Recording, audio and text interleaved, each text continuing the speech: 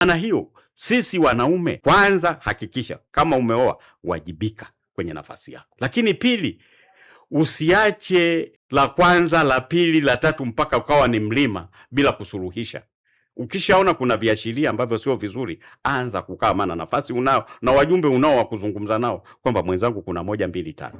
Hebu muulizeni, washenga wale wakae. Lakini pili, hata wazazi, umekosana na wakwe zako, shirikisha wazazi wakwe zako, shirikisha kaka zako, wakae, dada zako, kwamba 1 2 3, mwenzangu anakwenda hivi, labda mapema kabla hayajawa magumu unaweza kuondoka.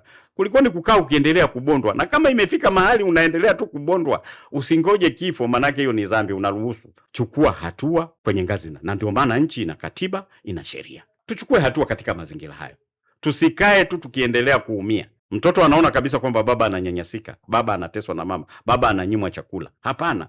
Lakini pili, na wewe baba, kama una nafasi, heshimu huyo mkeo, maana ndio mkeo na ndio ndugu yako. Ndio ndugu yako wakujua changamoto ulionayo hapo ndani chumbani. Una kitu gani? Kuna jipu limeota kwenye kwapa, ni yeye anayetakiwa kuhakikisha jipu hilo lina hospitali au la kwake yeye alifanye. Sasa kaa naye kwa heshima, maana ndio ndugu yako. Ndio mtengeneze nyie taifa lenu.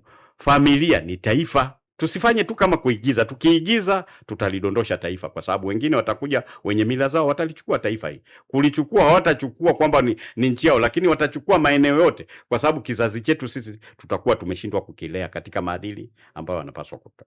Kwa hiyo wanaume, niwaambie, chukueni hatua na turejeni kwa Mwenyezi Mungu pamoja na sheria zetu tulizonazo.